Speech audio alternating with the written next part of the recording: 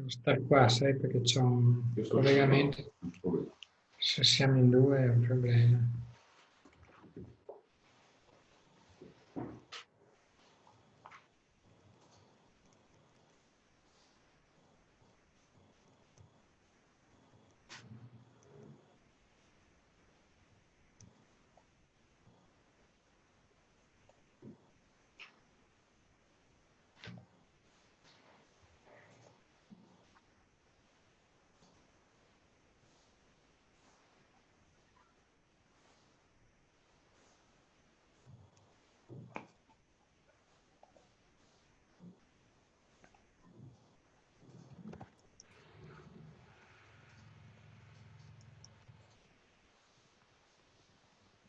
C'è una porta aperta là, forse, tu sappia ancora.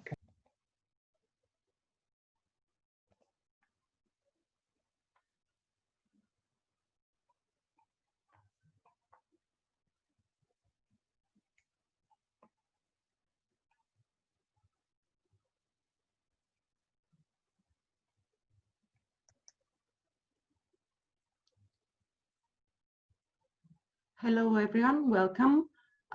We will be waiting for 1 or 2 more minutes for more people to join us, and we will be starting soon our webinar.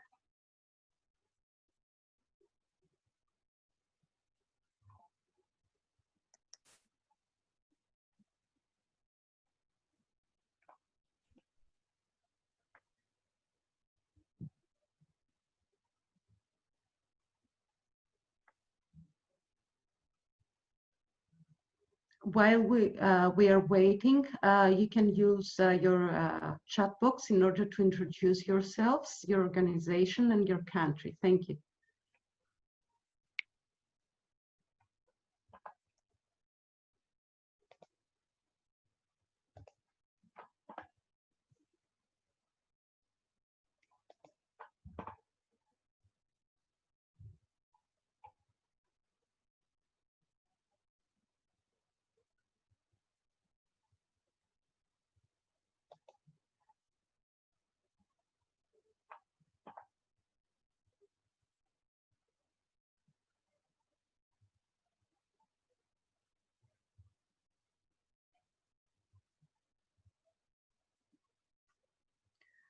A kind request for all of you, please follow the link that my colleague Olesia will send in order for you to be able to participate in the polls.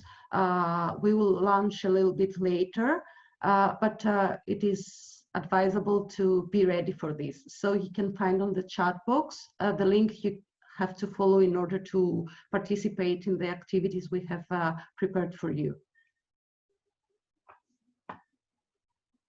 And now I think we can start the webinar.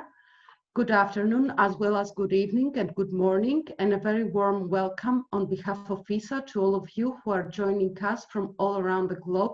We are delighted to see such a large number of participants. We have around 200 participants joining this webinar.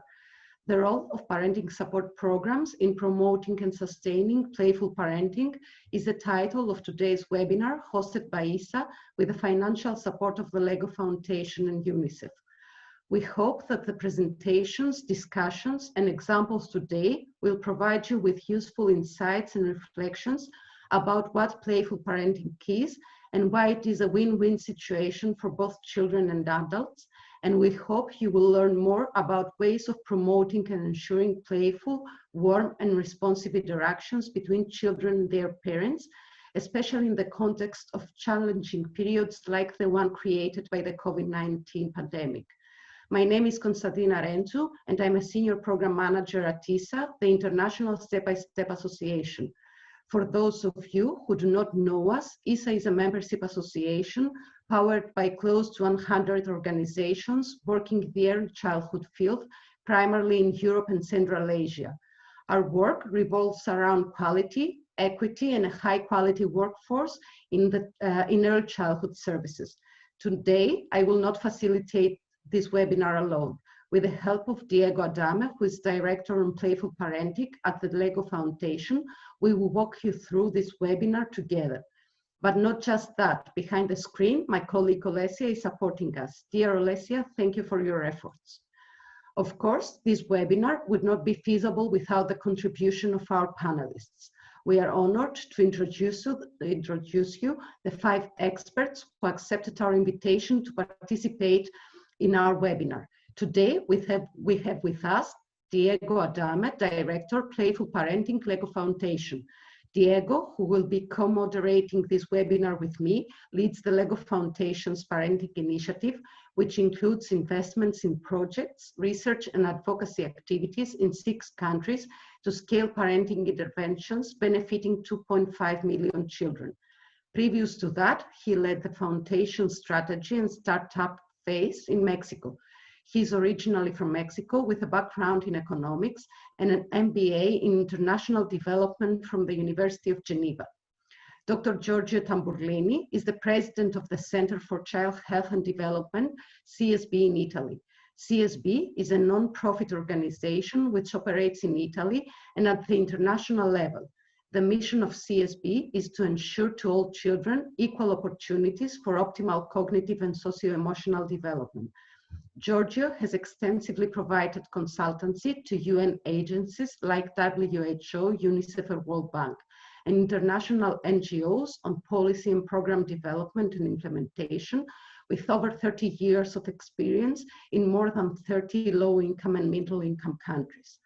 Antoena Aliushai is a program manager at the CSB in Italy. Antoena is an ECD program manager and national coordinator of the Village to Grow Together program. She has experience in the organization of training events dedicated to professionals working with families and children. She is responsible for the development of ECD training modules and materials and ECD multi-professional training. She has enhanced her professional training on early childhood by becoming a guide for monitoring child development trainer. Dr. Jelena Zageganovic is an early childhood development specialist at UNICEF Serbia. Jelena is a medical doctor with a public health orientation. She works close to 20 years with UNICEF Serbia office, starting as a program specialist in adolescent health and development and shifting into early childhood development in the last 10 years. In this role, she contributed significantly to integration of the concept of early childhood development and nurturing care in the national agenda, particularly strengthening health system and its collaboration with other sectors to provide integrated ECD support for the most vulnerable families. In addition, Jelena is responsible for all health and nutrition programming in UNICEF Serbia office, including emergency response in these fields, which became significantly relevant in the times of COVID-19 pandemic. Last but not least, Cristina Drini is a junior educational specialist at the Center for Interactive Pedagogy, CHIP in Serbia. CHIP Center's mission is to empower children and parents, improve the quality, accessibility, and equity of pre-university education and local services, and to connect with individuals and institutions to work together. Cristina is active in ECD, participating in supporting quality and accessibility of preschool education, promoting social justice via trainings and living library. She is a co-author, trainer, and mentor for 2 programs for parents and children with focus on families from marginalized groups, Roma and refugee and migrant families. She is an MA pedagogue. A very warm welcome to all 5 of you, and thank you again for accepting our invitation. Dear participants, dear listeners, before moving forward, we invite you to share your questions in the questions and answers box on the bottom of your screen. We plan to have short sessions of questions and answers throughout our webinar, so please feel free to share your thoughts with us. We will select a few questions and we will address them later, as mentioned before. Now we will switch off our cameras so as for you to be easier to focus on the screen. Now that we have met our panelists and my co-moderator, we would like you to learn more about you, dear participants. Therefore, we invite you to play with us and take part in our activities. Please scan with your phone the QR code you see on your screen. or go to www.menti.com and use the code 654484, or visit the link in the chat box. If you did one of these actions, we will be able to vote in our polls. Please respond to the questions you see on the screen.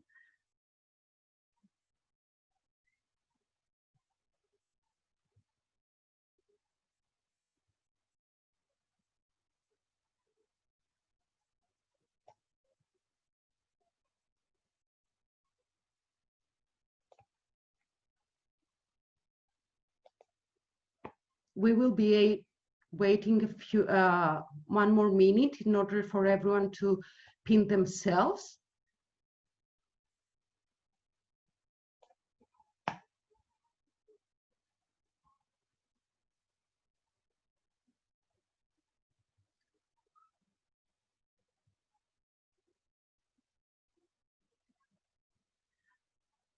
I think we can move on to the next activity.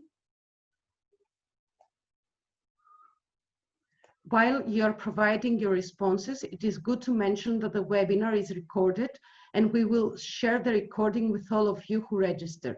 So you may also choose to share it further in your networks.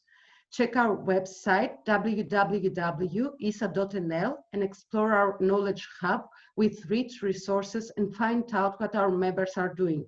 Follow us on social media, subscribe to our YouTube channel so you can access all our previous webinars. Now, let's take a look at your responses. We see that playful parenting is fun, joy, togetherness, helping, fulfillment, interaction, availability,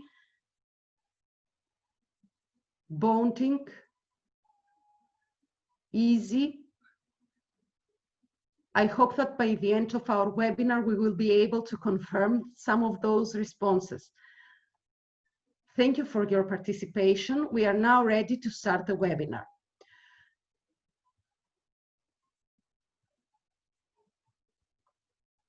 Although the impact of COVID-19 is primarily interpreted at economical and mortality terms, the pandemic and its mitigation measures have created an extra burden on families and children.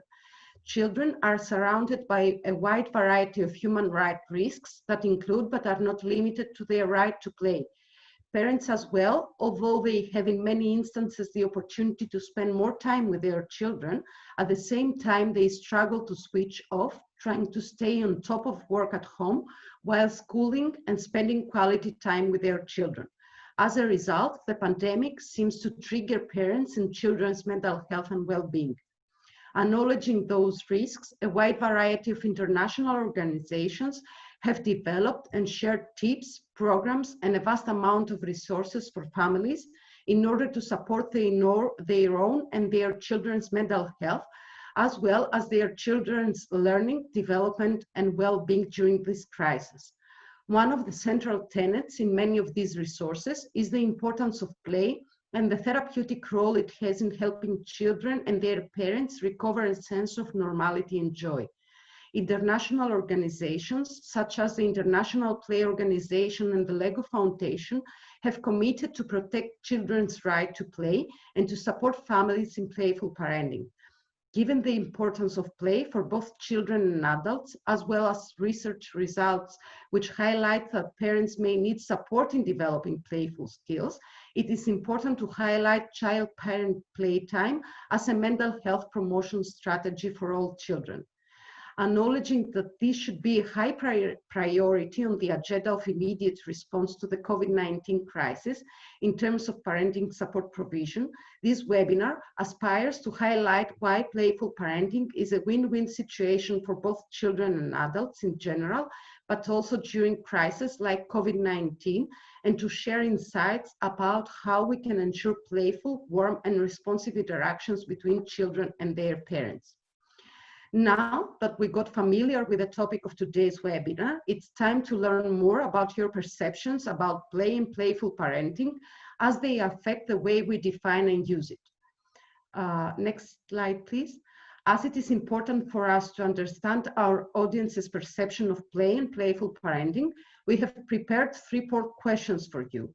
Please respond to the questions you see on your screen now, and you can select your answers by ticking one of the options on the right side of the panel.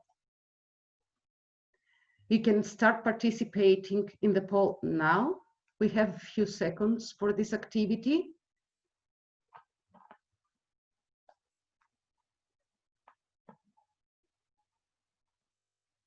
We can move on to the next question, please.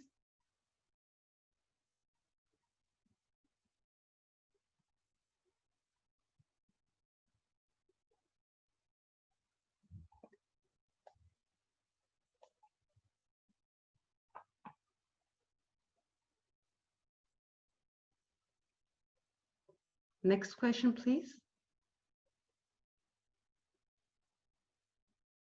Once the voting is done, I will share the results with you, so we will be able to see what are your perceptions towards play and playful parenting. So here are the results. Thank you for your contribution to the polls. As we can see, most of you participating acknowledge that play is not only for fun, and play does not offer, is not beneficial only for children. I would like now to close the poll, and so let's start with our discussion and set the stage to playful parenting. Diego, I would like to invite you to present briefly what is playful parenting and what are the benefits of playful parenting on children and families. Thank you, Constantina, and thank you for the chance to co-moderate this exciting webinar with you.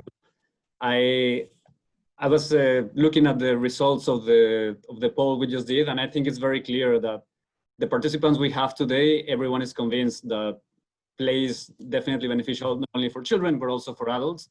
And that gives me a good indication of where we are, and that we don't need to convince anyone that play is important. When we think about what playful parenting is, the way I see it is, it's about setting the conditions so that there is quality play between primary caregivers and their children. We know by science has told us that play is important for babies' development. We know that the brain of the babies develops and strengthens through serve and return interactions. And probably play is the best example of a serve and return interaction. And the best thing about play is that it's joyful. It's something that is fun. It's something that the parent and children enjoy engaging in. So we know that that science is there, that evidence is there. We also know that it's natural. When we meet a baby, immediately an adult goes into a playful state of mind. But what often happens is that the conditions are not there. Many times the safety of the children is not ensured, or the conditions that are there, or the working hours, or the time that the caregiver can spend with their babies is not sufficient. So playful parenting is about setting those conditions so that parents and children have the opportunity to have quality play experiences. We know that through play is how children and their caregivers build and nurture their relationship. That's the parents are or the primary caregivers are the first playmate for children, and that's the best way to create human connection and build this relationship between the two of them. We also know that there are different types of play. There is not a prescription of what playful parenting is about, or one kind of play. We know, for example, that some caregivers enjoy having more physical, more rough activities with their babies. And that provides very unique benefits around the motor skills, gross and fine motor skills. But also we know, for example, that other parents might like to sing to their babies. And we know that that leads to the development of communication and language skills. So it is important to always realize that different kinds of play bring different types of benefits for children. There is no right or wrong. And each caregiver has a preferred way of engaging in play with their children. So it is important that we respect that, and that not everyone wants to engage in the same kind of play, but understanding that play brings different benefits. And I think the other point that I would like to make is playful parenting is more of a state of mind. It's not so much about a concept or a set of instructions or a recipe. It's about that state of mind where parents are always exploring opportunities to engage in meaningful play experience with their babies. It's about finding in the everyday routine what is the opportunity to turn something into a play experience. Because when you do that, it's a joyful experience. It's beneficial for both the child and the adult, as we were saying before, but also they caregivers already have what they need. Many times there is this belief that in order to engage in play, you need to have some sophisticated toys or materials or resources. But the reality is that we all have what it takes, and it's just about making the time for it and making sure that adults are well taken care of, so that they're in the right mindset to engage in play with their children. So hopefully with the examples that we're going to see later today, we'll get more ideas about what is playful parenting in action. But I leave you with that idea that it's this state of mind that ideally parents get into. Thank you very much. Thank you, Diego. Giorgio, from your experience, how COVID-19 has changed or affected families and playful parenting?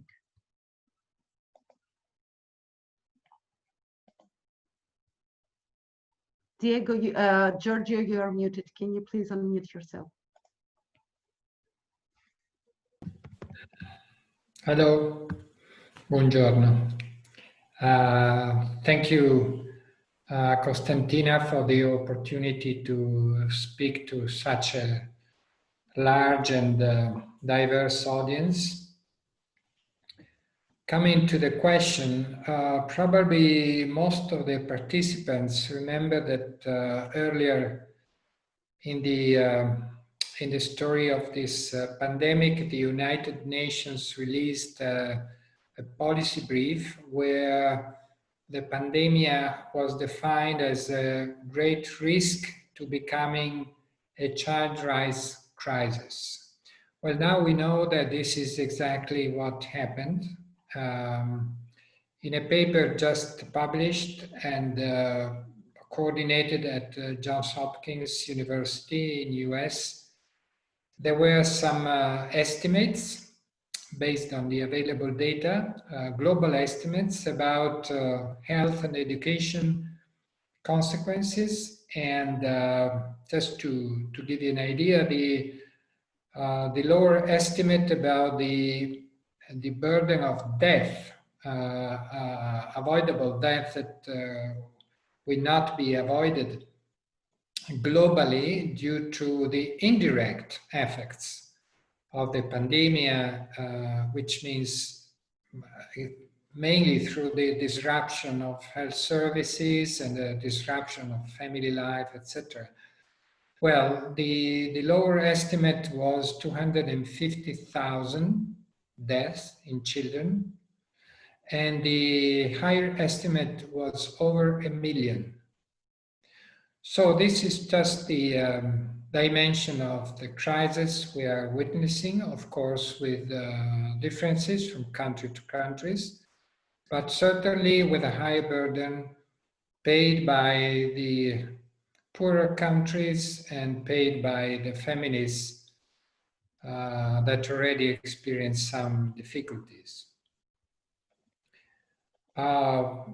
As a matter of fact, I think that this pandemic was revealing and exacerbating the current problems and particularly inequalities. This is what we are observing in all countries. And as far as the specific issues of family life and playful interaction, of course, this depends a lot of how the different households were able to face the increasing stress and difficulties, economic, social, psychosocial, that the pandemic brought. Of course, one of these consequences was on family interaction, and particularly on interaction between caregivers and their children.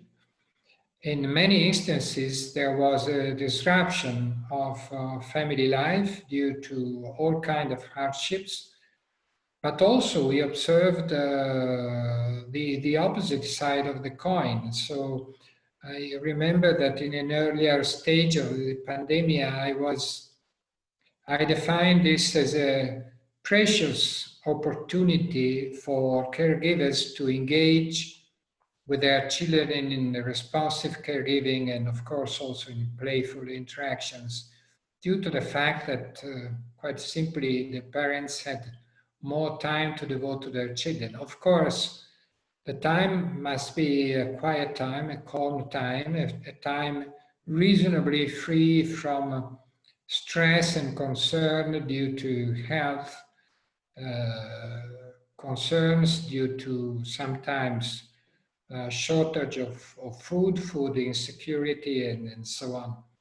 But there were also, as I said, opportunities for increasing the quality of the time spent with children. And time spent with children for caregivers must be a playful time. Essentially, this is whenever you read or you play or you do something with your child. Essentially, what you do is to play with your child. And as Diego has defined that this is a meaning that goes well beyond the pure pleasure and satisfaction, that has a profound consequences on child development and on the responsive interaction between caregivers and their children. So we have two sides of the coins. Unfortunately, I guess that in most instances the critical side was prevailing, is still prevailing, but we have to build on the positive side as well. So I stop here. This would be my comment to the question. Thank you. Thank you, Giorgio, for sharing those useful insights. And we really hope that we will have more time later on during the webinar to explore further how we can build on the positive consequences of the pandemic and how we can tackle the negative ones. Now, Jelena, we have seen when we introduced the theme of the webinar that playful interactions are a win-win situation for children and families. So we would like to ask you how playful interactions fulfill parents' and children's well-being and resilience, and how they can mitigate the challenges COVID-19 has created for families.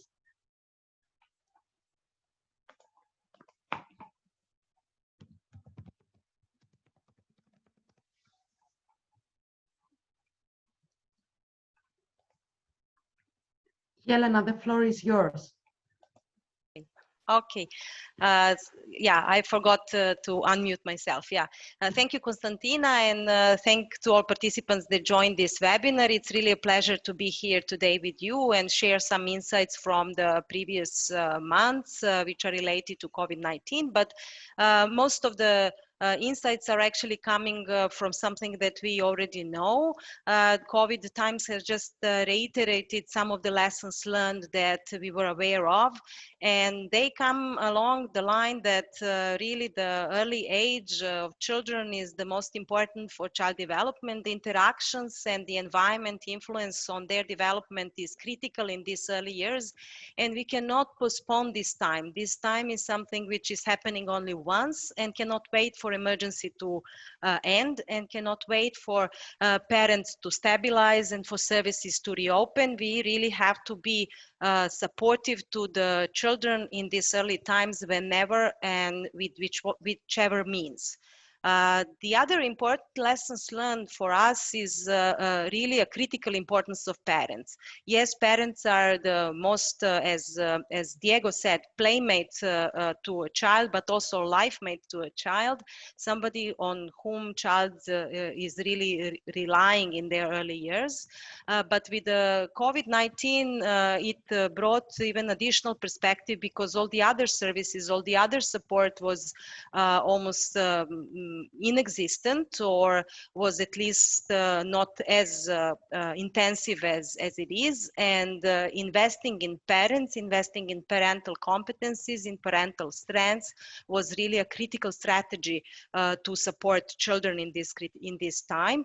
And that is why we say we have to put even more in the crisis time parents in the spotlight.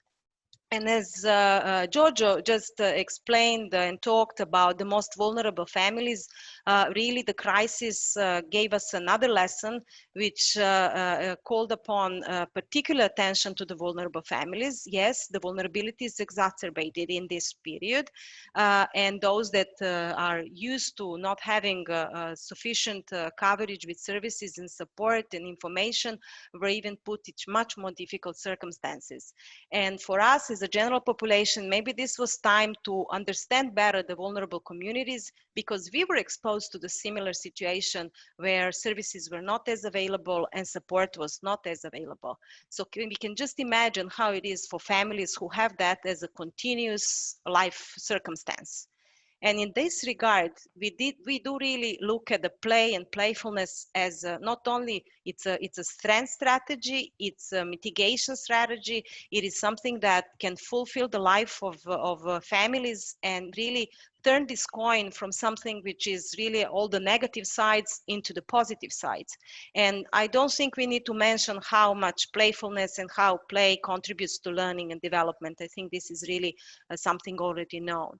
But in this crisis, play was also a mode, a strategy, a way to increase understanding of children of such situation, using play as like in this picture to demonstrate what means isolation, what means support, what means something that is that can stabilize the life of child, that can help them cope with all the threats that are happening in this period, and all the differences that they are experiencing in their life. Play was really a magnificent tool to support this understanding and help children cope with such a situation.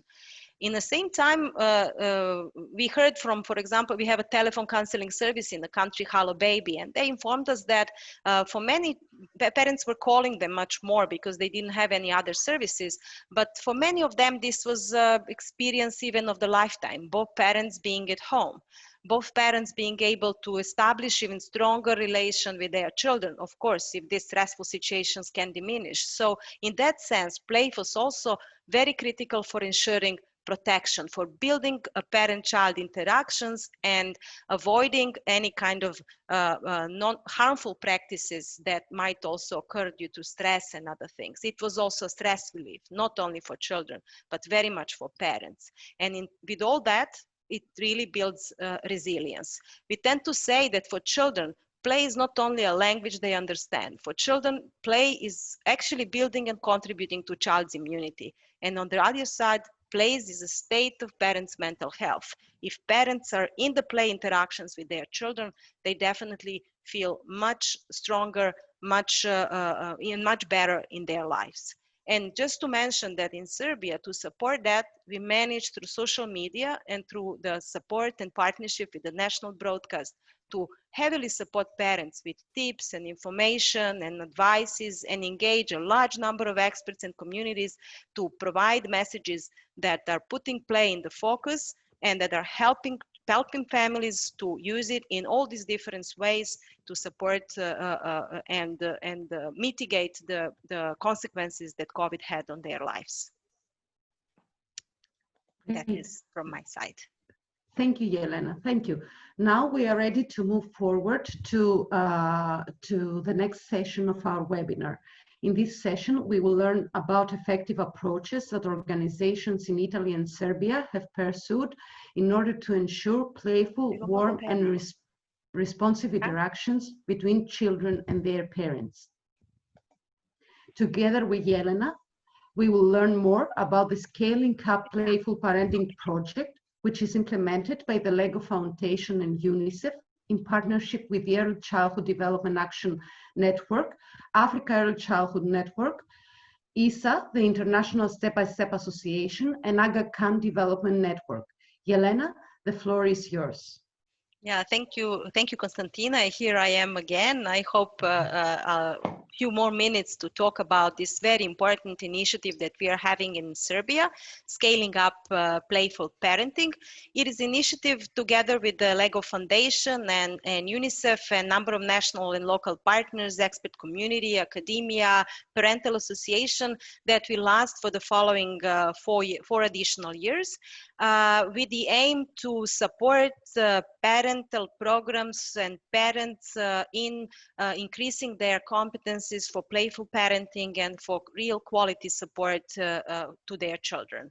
And when we look at Serbia, please next slide, we can say that there are few important dimensions of the life of parents and on the life of families which are being tackled with this initiative. And one of them are certainly the persisting inequalities. And these inequalities really are present in all aspects of nurturing care. And we particularly think about poor families, about Roma families, or families with children with disabilities who do experience or who do show the indicators in health and nutrition much worse than for the rest of the population. But what is really important is that if you look at the poorest quintile and the richest quintile in the general population, we see that those children that are coming from the poorest quintile are lagging behind almost 8 months in development compared to the richest children. And this is a very important dimension around environment and around support to parenthood and around support to creating enabling environment for children, which is one of the critical aspects of this project. Violent disciplining as something which is still persisting in the country is something which is another problem to be tackled, and we are witnessing that when it comes to very young children, that physical disciplining is actually the most present in the young population, in the younger children from 2 to 5 years of age, and bearing in mind that attitudes toward violent disciplining are not as bad in a country. It just tells us that there is a lack of knowledge and skills how to deal with the challenging situations that are happening in a very young years. Gender unbalanced parenting and involvement of fathers is still very low, and even lower in the very young age of children. We have only up to 40% of fathers engaged in parenting, and this is in the most vulnerable population even lower. And with the digitalization of the whole lives of ours, screen time becomes a problem, particularly if this is not something which is fully supported by the interaction or through the interaction of parents and children. And the COVID times with having more time at home and maybe more stress and other things has also put additional light to excessive spending of children in front of the screens and its influence on the development. Playful interactions have been seen as a solution to all these issues, and particularly if we want to, if we understand that in Serbia, as already shared, parenting programs or programs that are actually focused on strengthening parent-child interaction and quality interaction are very limited, almost none. There are few entry points that we can rely on. But we jointly had to work, and through this initiative, to have to move the paradigm from something which are programs that are child-centered into programs which are family-centered and focused on parents. So next slide. If we look at the different entry points that are present for parents and different influencers and channels that can transfer the proper message or can capacitate parents on their journey through the parenthood, there are numerous ones. And this is just a snapshot of various services that are present in Serbia that can provide this kind of support, from the time of conception and pregnancy, when it comes to primary health care, to maternities, home visiting nurses, schools for parents, services for the most vulnerable populations, etc. But in all of them do have to have, and initiative is looking at, they do have to have the full capacity and knowledge and unified messages to provide to the parents. But we decided to intensively focus on 3 that are highlighted here. Home visiting service, which is quite unique in our country, home visiting nurses, on the preschools, and on the social welfare services, in particularly because they, from their spectrum, are actually covering the largest scope of parents and are providing the different mechanisms to address even the higher vulnerabilities that some of the parents are facing, and particularly those that are at risk of early family separation. That is a task of social welfare services. So if I can get the next slide. Explaining a little bit about universal progressive home visiting, which is a key channel and a key mechanism and key service that we are investing in this initiative, is just to say that our parents have every parent is able to see their visiting nurse or to be visited by the visiting nurse almost 9 and more times during the from the time of pregnancy until the child turns the 4th year. And for the more vulnerable families, it is even more. They are visited by the home visit nurses as many times as it is needed, depending on their time. And this is a unique service which actually enables that all the provision of support is contextualized to the culture, to the wealth, to the circumstances of the family, and to the family, and really responding to the family's needs. However, there are many challenges, of course, still persisting with strengthening the service and providing them full capacities. But in the past years, we have very much relied on the resources that have been developed by UNICEF and International Step-by-Step Association, on the whole package of training and capacity building for home visiting nurses, which helps them strengthen their knowledge and their skills in the field of early childhood development and support to parenthood.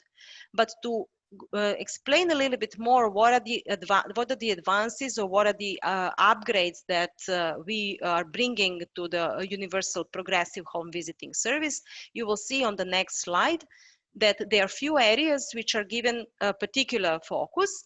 And one of them is certainly the father's involvement in care, and with the strengthening capacities of home visiting nurses to use more modeling and coaching and listening to parents and analyzing the situation in the family, analyzing the presence of fathers and the role they currently play.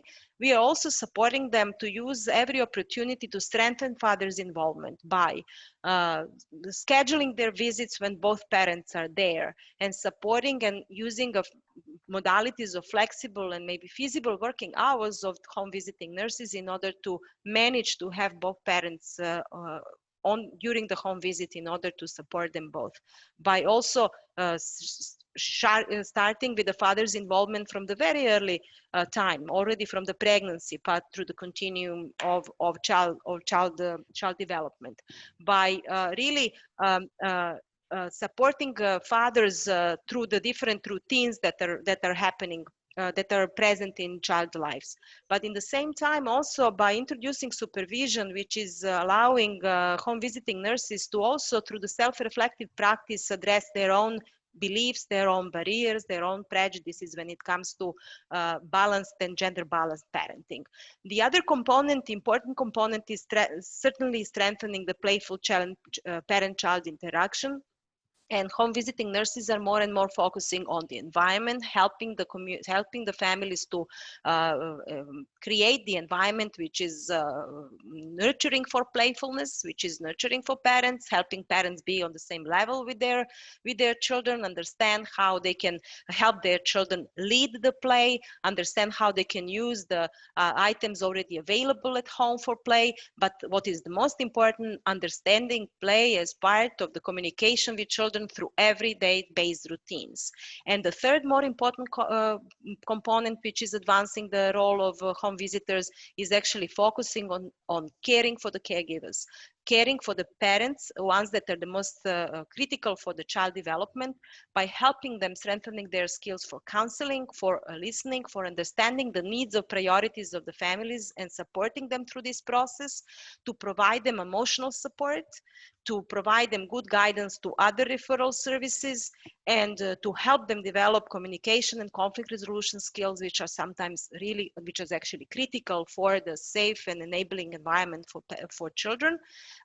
And also through these referrals and other contacts to build their formal and informal networks, which would remain there, which would actually strengthen their capacities for supporting their children.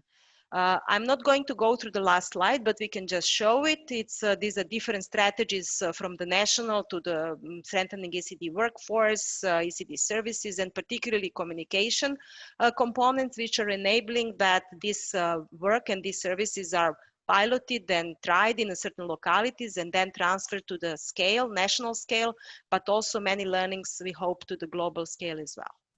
Thank you. Thank you, Yelena. And now I would like to give the floor to Adwena Lusai, who will present how the 3 programs implemented by the Center for Child Health and Development promote playful parenting. Adwena will also present the activities implemented in the Villages to Grow Together program and will highlight the digital challenges posed during COVID-19. Adwena, the floor is yours. Thank you very much, Konstantina, and thank you for the invitation and for the opportunity to be here. I will present some of the main CSP programs. If you can see the next slide, please. Okay, so now you see CSP programs, which are Nati per leggere, which is born for reading, Nati per la musica, born for the music, and Un villaggio per crescere, a village to grow together. So Nati per leggere and Nati per la musica are programs whose objective is to promote good practices, respectively shared reading and musical experience since the very first years of life of children. The aim is to support child development, but also the relationship between children and parents. The target group of these 2 programs are families and children aged 0-6. And another important point is that all professionals from different backgrounds are involved. So we have the health sector, the education, the social, and the cultural sector. And you can also see the numbers of the families reached in the year 2018. So based on the CSP mission and vision and on these programs implemented, in 2018, a new program was born, which is Un villaggio per crescere, a village to grow together. And the objective of this program is to improve accessibility and quality of early education services in economically, socially, and culturally disadvantaged communities in 10 different cities across Italy. Also here the target are families and children aged 0-6, and of course we have involved professionals from different backgrounds in order to support families. In the next slide we will see which are the guiding principles. Next slide please. The guiding principles and the activities that are realized in the villages. So what are villages? What is a village? A village is a physical space that adopts a universal area-based approach and where with the facilitation of professional educators, parents and children together, this is very important, they do this together, have the opportunity to be engaged in playful, warm and interactive activities. The activities are those that you can see in the left side of the slide. So we have shared reading, playing with simple objects that you can easily find at home and that you can also build, because as Diego said before, parents already have what they need, to be with children. So they don't need expensive things to have interactive relationships with them. And then we have also sound and music experience, gardening and environmental awareness, discovery and exploration of the environment, creativity and artistic expression, appropriate use of digital technologies, touching and message, and social events. All of these activities can be combined between them. For example, you can read a rhyme, but you can also sing a rhyme. And as a matter of fact, they represent different playing modalities. The aim of all of these activities is to strengthen the relationship of the relationship between children and adults. So it is useful for both of them, both for child development and also for responsive caregiving. Next slide, please. Okay, so now we will see some of the digital challenges that families had to face during COVID-19. What we observed was an increased digital divide and greater consequences for vulnerable families and children. Why digital divide? Because of course many families had problems with internet connections. Many of them didn't have the devices, so we know that many families, we can say, disappeared from the screen. How did we try to support families during this difficult period? Of course, we have to change all of the activities, passing from offline activities to online activities. So through, for example, the use of Facebook pages or through Zoom calls or through messenger chats, we tried to support families and to offer them support, but also ideas on simple things that they could do at home in this period together with their children. Of course, the activities had to be very simple activities that could be done in all houses, so in all spaces, big spaces, small spaces. The important thing, of course, was to allow parents to spend quality time together with their children. But of course, since families were offered different kind of digital offer from most side, we didn't want them to focus too much on digital technologies, because yes, digital technologies are very important because they allowed us to keep in contact with families, but you have to use them appropriately. So we tried to find a balance between the offer of activities and also between the offer of activities and the need of the families, because at the beginning they felt overwhelmed. There was too much technology in the air, let's say. So we tried to find this balance in order to keep having a contact with them, but a contact that could really be useful for them. In the next slide, please, you can see some of the of children's drawings and voices from one of our villages. So how did children, what did children thought of this period? I will read some of them. These are the words of children. So Melania says, studying at home is not the same as studying at school. You miss your friends, the affection of your teachers that teach you new things every day. To study at school is more beautiful. I hope everything passes by soon and that we will come back to our normal lives, to our desks and blackboards with our teachers. I hope we will see again on September being more calm. David says, I like the distant school, but it's better to go to school together with classmates and teachers. And Federica says, I don't like doing school through video calls. I miss very much the teachers and my classmates, even if at the same time there is something positive. I stay with my family and I always keep in touch with my teachers, even though you can study well under these conditions. I hope I can go back to school again. So as you can see, even from the words of children, we can notice what we all are sharing with you. So the importance of the quality time, the importance of course, being together with parents and spending beautiful time with them, but also the importance of keeping the interactions and playful interactions also between children, of course. So thank you. Thank you, Antoana, for sharing your insights. Last but not least, Christina will present the program for children and families, Strong from the Start, and their approaches for promoting positive parenting and play among Roma families and children in settlements. Christina, the floor is yours. Thank you, Konstantina. First of all, I would like to say hello to everyone in front of SIP Center team. I will start the presenting of the program by explaining the name of the program. As you can see, the full name is Program for Children and Families Strong from the Start, Damlem Paka. And Damlem Paka in Romani language means to give them wings, because with this program, we want to support parents to give their children wings to be able to fly away from their home and be equal with their peers.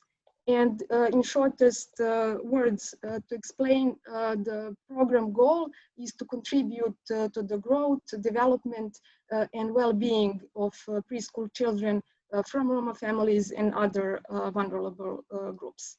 Next slide. Shortly, just to explain how the program was developed. So the program is based on the needs of the families and their living, the ways of their living. And the first program was drafted back in 2013. And then it was piloted with Roma families. And the first draft had only 8 workshops for parents that were focused on how to support children's development and play. But during the period of piloting, parents showed a great interest in health topics, and that's why program now has an entire module that is dedicated to health. The program was developed by an interdisciplinary team of psychologists, pedagogues, pediatrician, and special vocational nurse. But during the piloting and later implementing the program, we had a big help from Roma NGOs, the teams who were implementing the program. Based on their feedback and the feedback they collected from the families, we were able to adapt the program to be more appropriate. And the program was implemented with around 700 Roma families in 17 localities in Serbia. And very shortly, just to mention that during the project Roma ECD initiative in Serbia, after the program was implemented, we had an external evaluation that was led by American Research Agency Results for Development, Serbian Research Agency Deep Dive, and Institute for Psychology from Belgrade. We had 2 groups. One group was children and parents who were participating in the program, and the another group was children and parents who were not, because we wanted to see if participating in the program has any effects on children and families. And the results showed a positive correlation between children participation and their social emotional development and readiness for school, but also positive correlation between parents practicing activities that support children's development and their children's social emotional development. And the whole report about external evaluation is available in English on Results for Development website, and you can see the link at the bottom of the slide that you can access later. And the next slide. Yeah, so the program consists of 4 modules that are protecting health and safety, personal empowerment, development of children's potential through play, learning, and interactions, and upbringing with support and rules instead of punishment. The first 3 modules are dedicated to children and parents, but the 4th is only for parents. Program consists of different types of activities, but I will mention only the 3 big groups. First of all, there are home visits that are for families with children up to 1 year old, and those home visits are dedicated to supporting children learning and play, about nutrition and safe and enabling home environment. The next big type of program activities are workshops, and actually we have 3 different types of workshops. First of all, for children aged 2 to 7. The second big group are workshops for parents that offers them an opportunity to exchange experiences amongst themselves, but also to try things out from children or parent perspective, to learn together, to enjoy some socializing and so on. And the third big group of activities are joint workshops. That kind of workshops are for children and parents together. And as Diego mentioned at the beginning, this is a way that we create conditions for children and parents to have those playful and quality time together. And during these types of activities, we offer opportunity for children and parents to solve tasks together, to learn together, to research, to make toys, and to play traditional games. And all joint workshops are thematically connected with the first three modules and their continuation of them. At the end, the final type of activities that I will mention are materials for families, because we want to support families to continue to spend quality time at home. And we offer two different types of materials. The first one is games for the whole family. That is a set of cards that offers ideas for games and different kind of joint activities at home. And the second material is the book about us. It's a kind of a notebook with ideas for joint activities. And in this book, children and families can write, they can draw, they can put pictures, they can use those materials to talk, to share their favorite family stories, or to talk about their favorite fairy tales, or to talk about their fears, the ways they solve conflicts.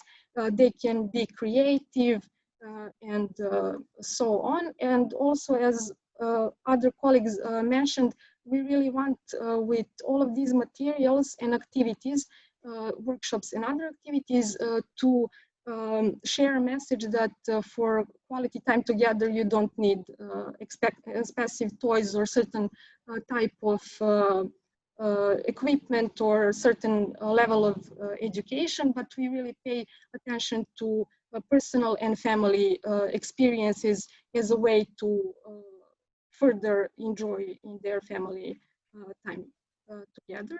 And next slide. And just shortly to remind, we have a publication about the program that is available on this link, where you can read a lot about the program. And to explain, on the left picture, you can see a pyramid that represents the program. The green bottom part represents the program that I mentioned, but we also have two shorter versions of the program that is only for parents, because our whole program in total has more than 19 workshops for children, parent, joint activities, visits, and so on. And we also wanted to offer a shorter program as a way to be implemented in a bigger scale.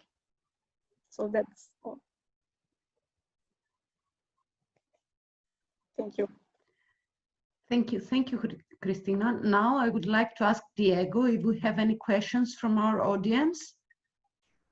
Yes, we have some questions, and I will ask, one of the questions is about resources. So I will ask our panelists if you can copy and paste, if you have a chance to copy and paste in the chat box some of the links you have shared with resources, so that people can have access to it. If not, there will be a recording of this webinar and you can look at them afterwards.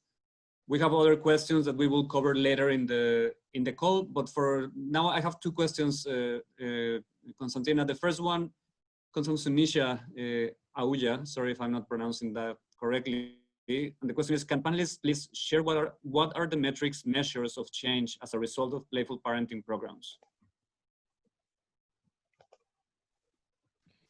Well, maybe I can try to start this. Of course, this is quite important and complex issue, and maybe I can think about a whole seminar about this.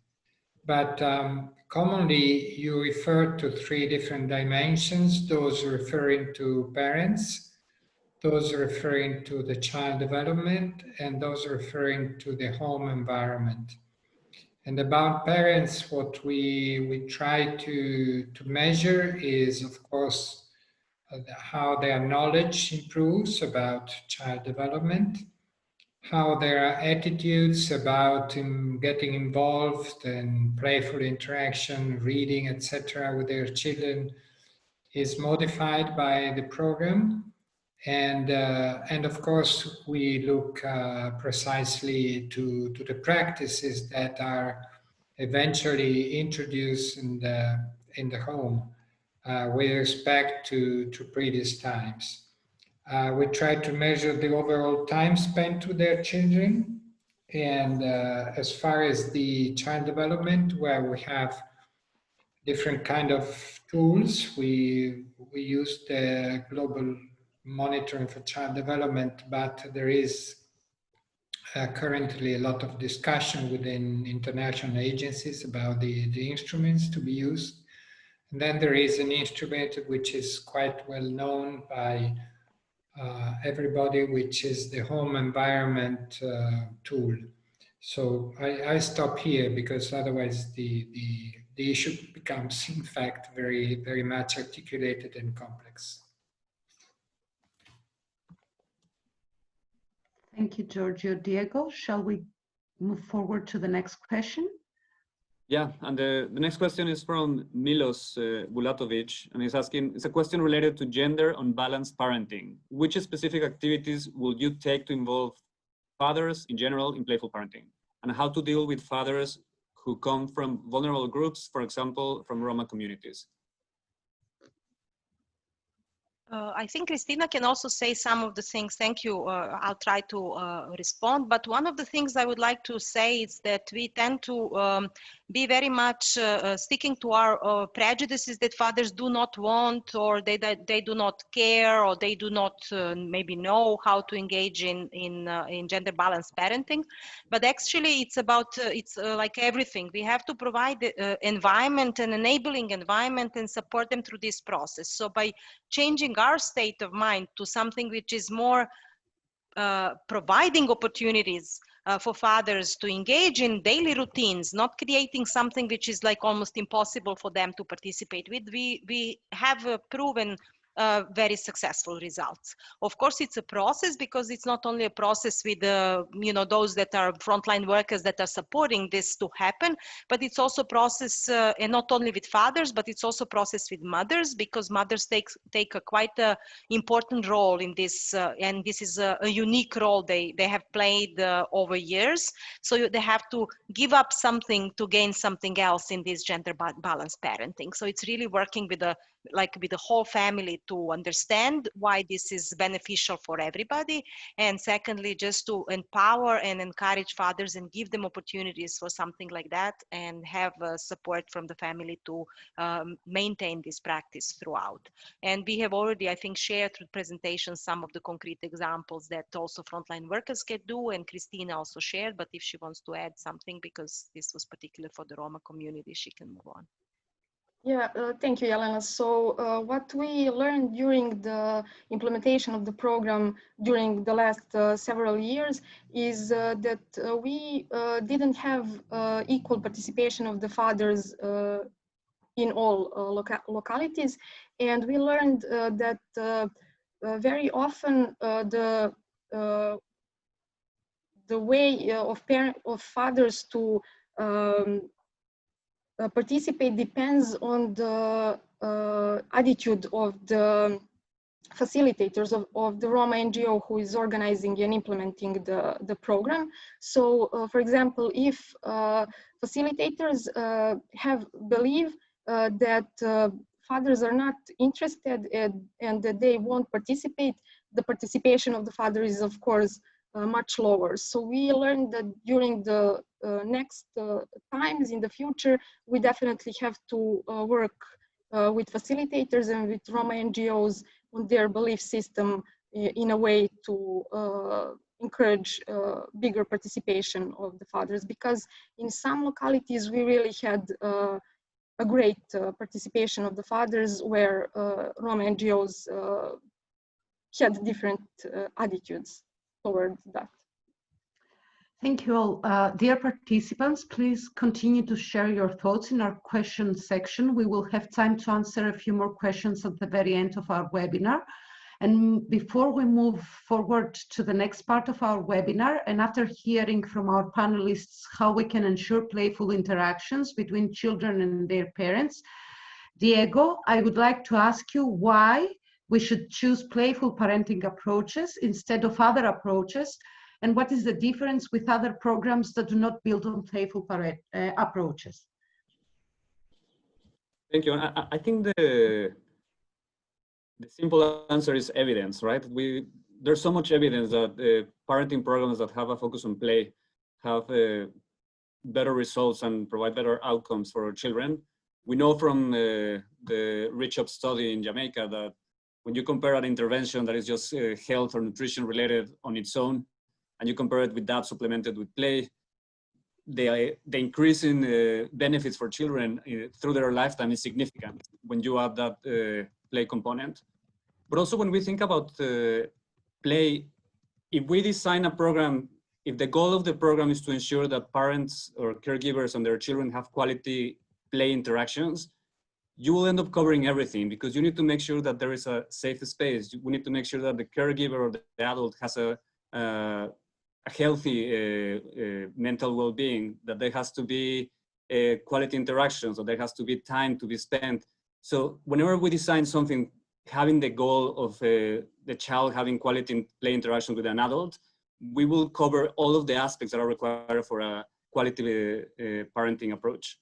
And the other thing is it's not only about the interactions between parents and children, but it's also about the program. And there's initial evidence, and hopefully there will be more, that when we engage in playful approaches with the workforce, with the training that is done with the home visitors or community workers, when that is playful, that leads to a higher level of motivation and also higher level of retention, which we know that dropout of these workers in this kind of programs is really high. So we can find a way to engage them and find joy in the activity that's beneficial, and play can provide that. So just a few thoughts on that. Thank you, Diego. And now I would like to pass on the torch to you so as to guide us through the next session of our webinar. Thank you. And for this next session, we'll try to do a dialogue with our panelists. So I will ask our panelists if they can switch on their cameras so that we have this conversation. What we have done is we have identified 4 common challenges in parenting programs. These challenges are common to normal parenting programs, but also they are quite relevant today with the COVID situation.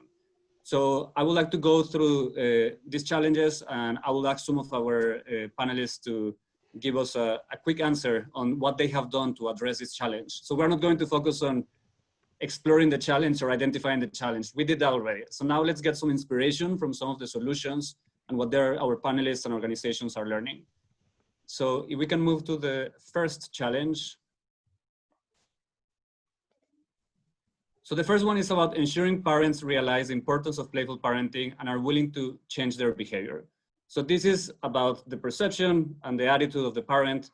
And of course, that is key. The first thing, if we want them to play more with their children, they need to be convinced that it is important.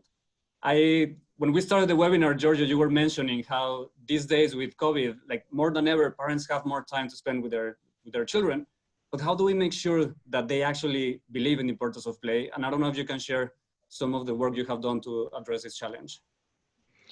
Oh, yes, thank you, Diego. Well, I think the key word here is engagement in practice rather than teaching. You know, for years and years, NGOs and public programs have tried to teach parents how to behave as a parent. But it doesn't work much, and particularly it doesn't work a lot with families that already experience some difficulties or have a low educational level. So what you have to do is really to engage them with their children together in activities. The activities can be shared reading, can be listening to music and play, etc.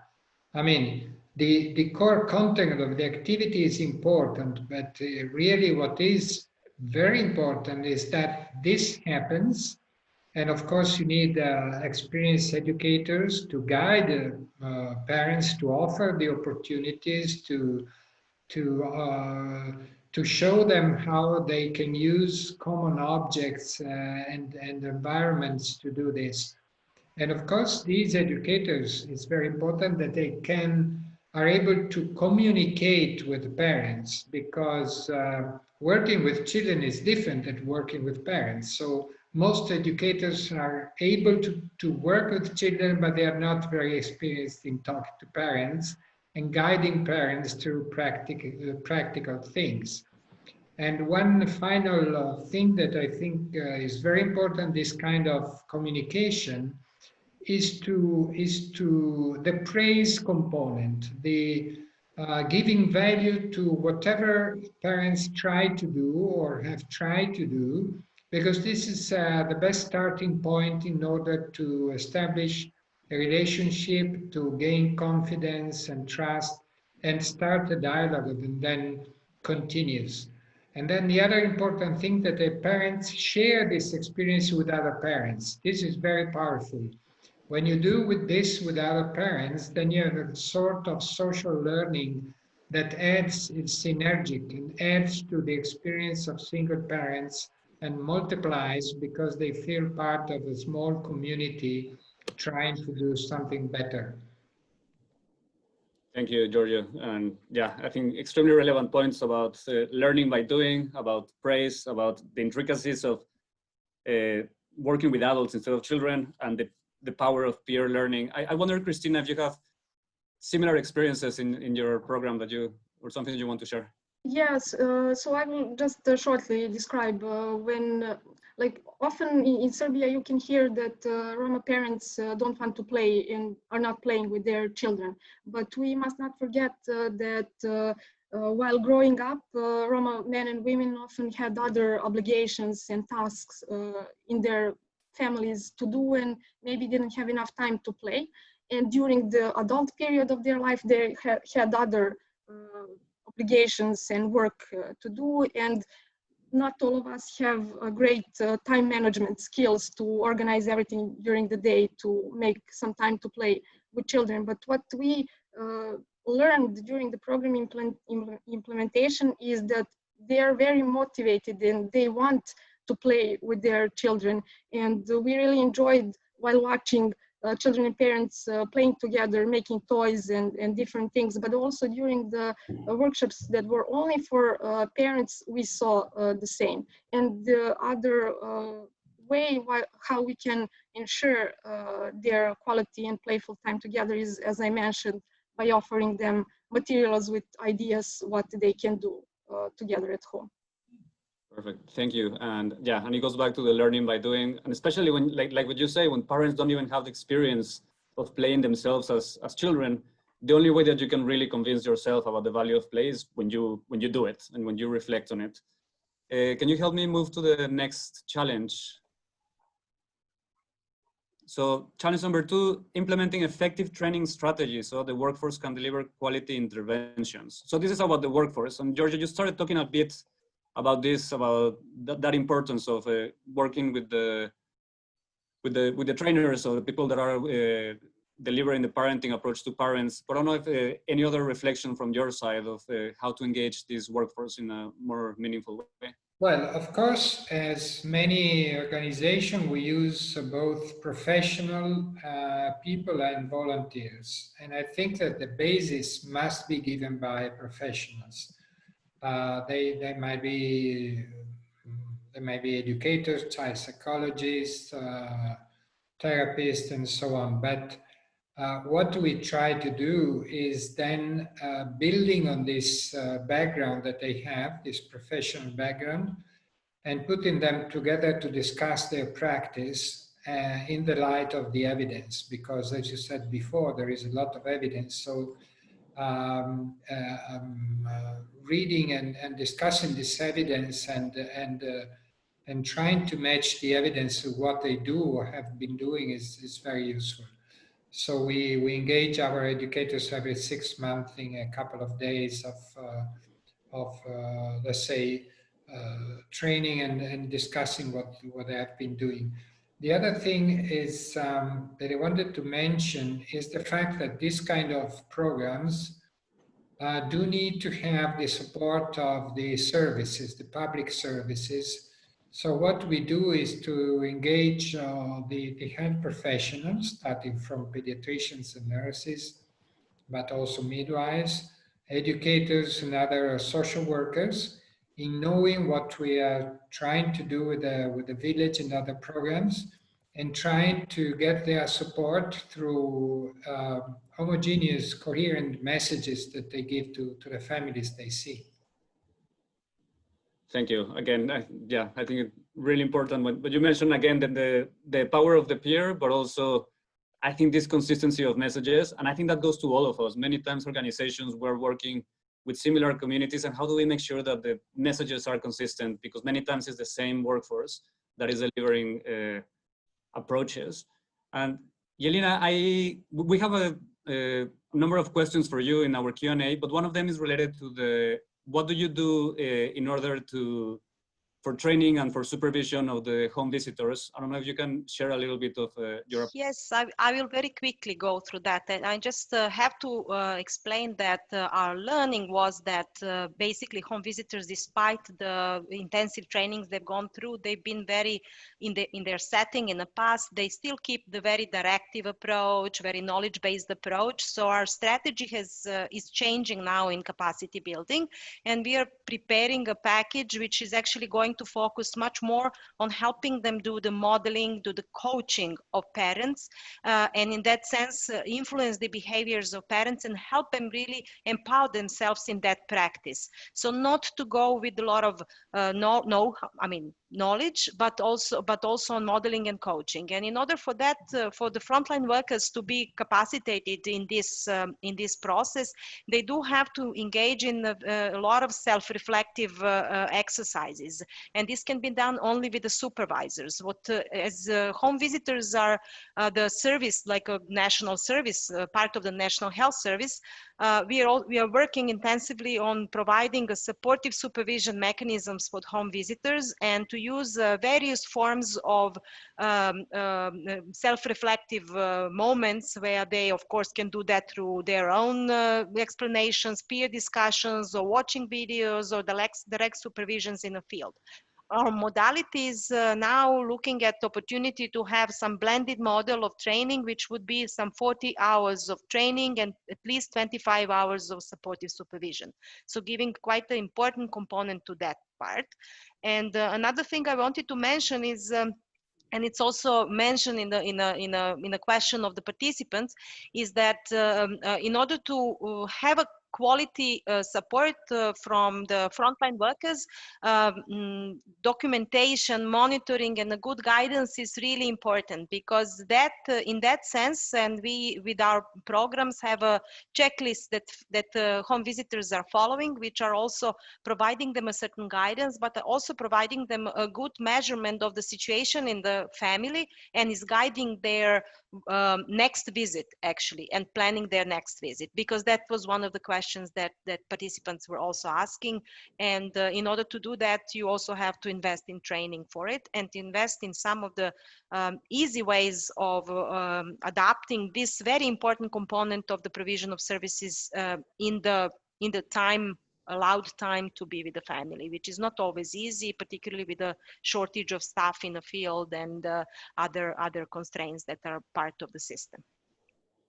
Thank you, Elena. And I think all those challenges become even bigger in these times, and we will talk a bit about that in challenge number 4. But we have now challenge number 3 on screen, which is reaching the hard-to-reach populations with quality interventions. And Christina, you're working with Roma communities, and I wonder what experience for you, what are the main learnings that you have from working with these communities? Yeah, so I already mentioned about the participation of the father as one challenge. But what we learned during the several years of program implementation is that one really important thing is to have a Roma NGO who will organize and implement a program with families, is that Roma NGO is very well known in the community, that families know about them, to trust them, and that is like the main way to ensure families to participate in the program.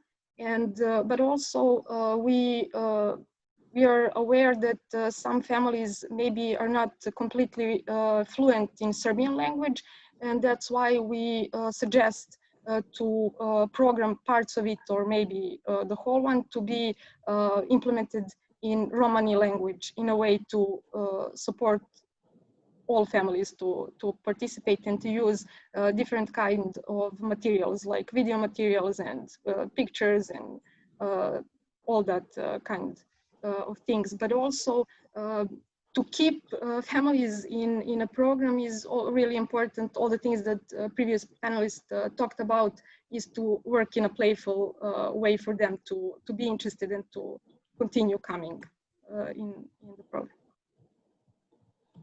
Thank you. And as we are doing this, this inspired a question from our audience, and they're asking: it's a different hard to reach population, because this is asking about what about illiterate populations. I don't know if any of you have experience working with people who are illiterate, and how do you address that challenge?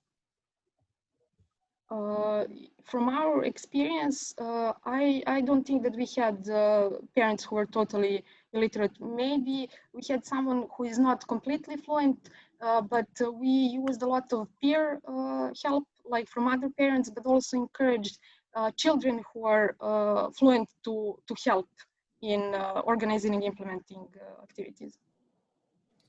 We have worked in countries where a substantial part of the population is illiterate. It really doesn't change much. As we said, we are starting from practice, and we based a lot of our work on demonstration and engaging parents in doing things with their children. So literacy is not so terribly providing additional challenges. It may be even the other way. So they are sometimes more apt to receive and understand your message, because they may recognize this message more coherent to what they've been doing when they were children. Thank you. And thank you, Giorgio. And related to this, I wonder, Jelena, I know that you do a lot of work across sectors in Serbia, and that also is an answer to how to reach hard to reach populations. I don't know if you have some reflections on that. Yeah, thank you, Diego. We know that hard to reach populations are really have multiple needs and multiple dimensions that need to be tackled, and it cannot be tackled only from one system. And bringing the intersectoral collaboration, I think, is a question that everybody asks themselves, and trying to bring sectors together in order to increase resources, but also to increase support, to increase coordination.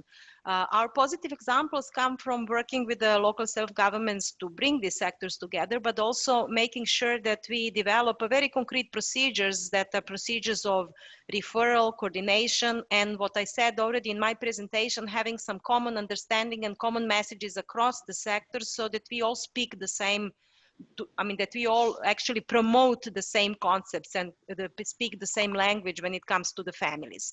With the home visitors, this is mainly referral, but when it comes to more complex problems, it is also getting the systems together around one plan for the family and for children, and we tend to practice that through the newly coordinated and supported services called early intervention services for those that are in higher risk, be it developmental risk or already experiencing some problems. So a good understanding of what are the resources that are existent in the community, and knowledge of these resources, procedures for referral and collaboration, and then in the next level also looking at opportunities how actually certain families can be dealt jointly by the different sectors, and it does work. There is a difference in or difficulty in getting one system take a lead, but local community is quite interested in working along these lines. Thank you. And we have 1 more minute, so we have to have a quick response. I wonder if Giorgio or Christina, our 4th challenge is about delivering playful parenting interventions at a distance. And both of you talked about some of the things that you are testing, and you, Giorgio, were talking about this balance between the technology, but also making sure that the physical interaction is there. One final quick learning that either one of you wants to share with our audience today. Well, it's of course working from remote, from distance is a challenge when you put at the very center of your work the engagement and the relationship. Still, we were able to do something, and of course, this was directly related to the kind of relationship that you were able to establish before, because it's very difficult to establish a new relationship by distance. So to the extent that services were able to provide a network, and to the extent that our frontline workers were able to build a relationship with their families, those families were able to be more resilient and to maintain this kind of relationship that was still providing them some cues to do something at home, even without our own guide and support. Thank you very much, Giorgio, Christina, and Jelena. And I take it to you, Konstantina, to take us to the closing. Good. Thank you. Dear panelists, dear Diego, thank you very much for your contribution, time, and your collaboration.